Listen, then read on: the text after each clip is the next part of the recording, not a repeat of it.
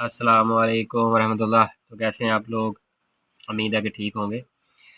आज का जो टॉपिक है वो हमने पढ़ना है केन्स का मिलान बचत या तफ़ाले बचत, यानी कि केन्स प्रोपेंसिटी टू सेव और सेविंग फंक्शन। जो हमने पीछे वीडियो पढ़ी थी वो हमने कंजप्शन फंक्शन को हमने डिस्कस किया था। आज हमने बचत को करना है। तो मिलाने बचत या तफ़ाले बचत, तो सबसे पहले हम ये देख लेते हैं कि तफ़ाले बचत, जो बचत का रिलेशन बनता है, बचत का ताल्लुक़ बनता है, वो किसके साथ होता है।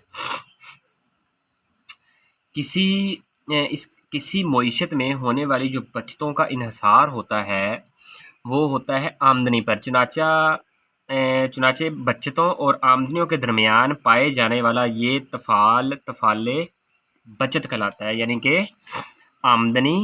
आमदनियों और बचतों में के दरमियान पाए जाने वाला तफ़ाल वो क्या होता है, तफ़ाले बचत कहलाता है। इसका मतलब क्या हुआ कि जो हमारे पास सेविंग होती है वो फंक्शन बनता है किसका, इनकम के साथ। बिल्कुल सेम जो हमने कंजप्शन पढ़ा था कि consumption is equal to function है इनकम का, इसी तरह बिल्कुल सेम ये है कि saving is equal to function किसका है, इनकम का।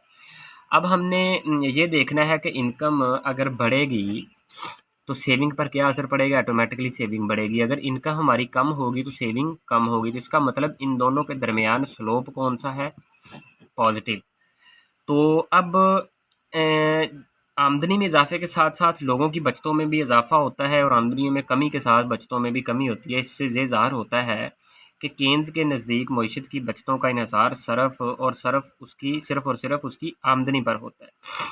तो अब हमने ये देखना है कि ये जो बचतें होती हैं ये कितनी किस्म की होती हैं, इसके कौन से अज्जा हैं। जैसे हमने सर्फ का पढ़ा था तो इसके भी दो अज्जा हैं बिल्कुल सेम। एक को हम कहते हैं खुद इख्तियार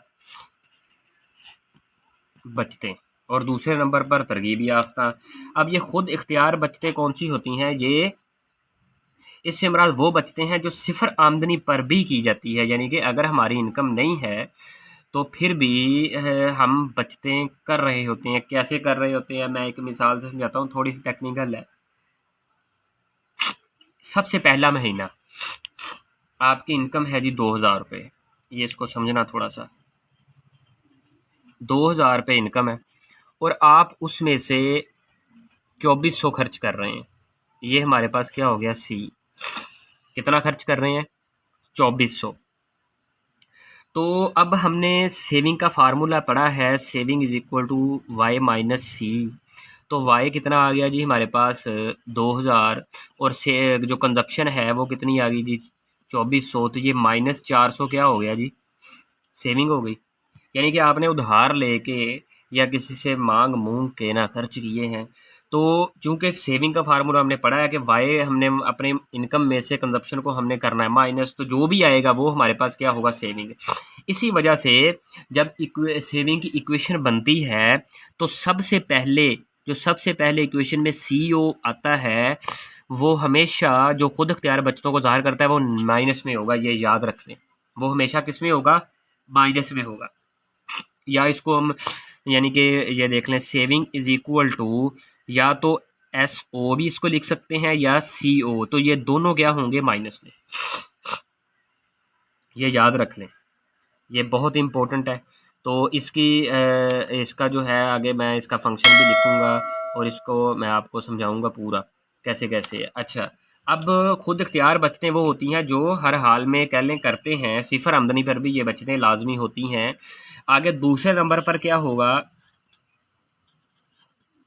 तरगीब याफ्ता बचतें। ये कौन सी बचतें हैं, ये वही बचतें हैं कि जैसे जैसे हमारी इनकम बढ़ेगी, आमदनी बढ़ेगी, तो बचत भी बढ़ेगी। ठीक हो गया। तो ये तरगीब याफ्ता बचत हो गई। अब हमने इक्वेशन लिखनी है इसकी सेविंग की, वो आप सुन लें। सेविंग इज इक्वल टू किसके बराबर होता है, माइनस एस ओ। ये लिख सकते हैं, दोनों लिख सकते हैं, सी ओ भी लिख सकते हैं, एस ओ भी लिख सकते हैं। इसका मतलब तरगीब याफ्ता बचते सॉरी जो खुद इख्तियार बचते ही होगी, प्लस अब ये जो बचते हैं ये होगी, ये वो बचत है जो इनकम के साथ तरगीब याफ्ता है। दो ही किस्म की बचतें होती है, जो दोनों को जमा करेंगे तो वो सेविंग के बराबर होगी। अब ये वाली जो एस है यहाँ पर, इधर बी वाई भी लिख सकते हैं, क्योंकि ये जो होता है ये मुख्तम मिलान बचत होता है और ये इनकम के साथ रिलेट करती है। जैसे जैसे इनकम बढ़ेगी वैसे वैसे हमारी ये भी बढ़ेगी। अब इसके जो दो जो रिश्ते हैं वो हमने पढ़ने हैं, जो पीछे भी हमने पढ़े हैं बिल्कुल। सबसे पहले हमने पढ़ना है औसत मिलान बचत। इसकी तारीफ सुन ले, बिल्कुल वही जो हमने पीछे पढ़ा है, सिर्फ सेविंग लिखना है उसके साथ। आमदनी और बचत के तफाली रिश्ते को नहीं, बाहमी निस्बत को, आमदनी और बचत की बाहमी निस्बत को औसत मिलान बचत कहते हैं। ये इसकी तारीफ है, बिल्कुल सिंपल तारीफ है। इसका फार्मूला हम पढ़ लेते हैं। APS है जी। अब ठीक है, ये क्या है, APS is equal to saving over income. जो हमने सर्फ पढ़ा था उसमें सेविंग कंजप्शन ओवर इनकम था, इधर क्या है हमारे पास, सेविंग ओवर इनकम है। तो हमने जो मिसाल ली थी वो हमने पीछे ही लेनी है, जो हमने पीछे ले चुके हैं। आमदनी कितनी थी हमारे पास, 1000। सर्फी खर्च कितना था हमारे पास, 800। सेविंग का फार्मूला मैंने आपको बता दिया। सेविंग का फार्मूला, इनकम हमारे पास 1000 थी, कंजप्शन हमारे पास 800 थी, 200 आ गई हमारे पास। सेविंग और इनकम हमारे पास कितनी थी, 1000। तो इसका जवाब आ गया 0.2। ये तो हमने इसको हल कर दिया। अब इसी तरह बिल्कुल मुख्तम मिलान बचत, इसकी तारीफ क्या होगी, आमदनी और बचत में तब्दीली को मुख्तम मिलान बचत कहते हैं। ठीक हो गया। अब इसका जो फार्मूला है MPS, बिल्कुल वही है। सेविंग की जगह पे हम लिखेंगे डेल्टा, क्योंकि डेल्टा जो है वो शो करता है चेंज को, यानी कि तब्दीली को। इसका जो फार्मूला अब देखें, पीछे हमने कहा था कि हमारे पास इनकम होगी जी 1500 और सर्फी खर्च हमारे पास हो गया जी 1200। यही पढ़ा था ना।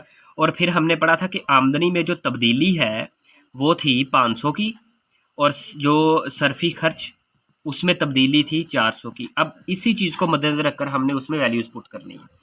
तो 500 यानी कि सेविंग का फार्मूला क्या था, Y माइनस सी। वाई कितना था यहाँ पे 500, कंजप्शन कितनी थी 400, और सेविंग आ गई हमारे पास 100। अब देखें MPS is equal to delta S over delta Y। Saving कितनी आ गई हमारे पास 100, और हमारे पास इनकम कितनी चेंज थी 500। तो इसका जवाब आ गया 0.2, यानी कि इसका जवाब भी 0.2 ही आएगा। तो ये दोनों औसत मिलाने बचत भी हो गया, मुख्तम मिलाने बचत भी हो गया। तो ये टॉपिक इतना ही है कंप्लीट। आगे मैं आपको समझाऊंगा कि ये दोनों 0.8 और 0.2 यानी कि सरफ और कंजप्शन, पहले इसका डायग्राम बनाऊंगा, फिर मैं आपको इसका गोशवारा बना के दिखाऊंगा और फिर बताऊंगा कि इसका जवाब यही क्यों आता है, और इन दोनों को अगर जमा करेंगे तो क्या आएगा, माइनस करेंगे तो क्या आएगा। उम्मीद है कि आपको ये वीडियो समझ आई होगी। अगर समझ आई है तो लाइक कर दें, शेयर कर दें, सब्सक्राइब कर दें। खुदा हाफिज़।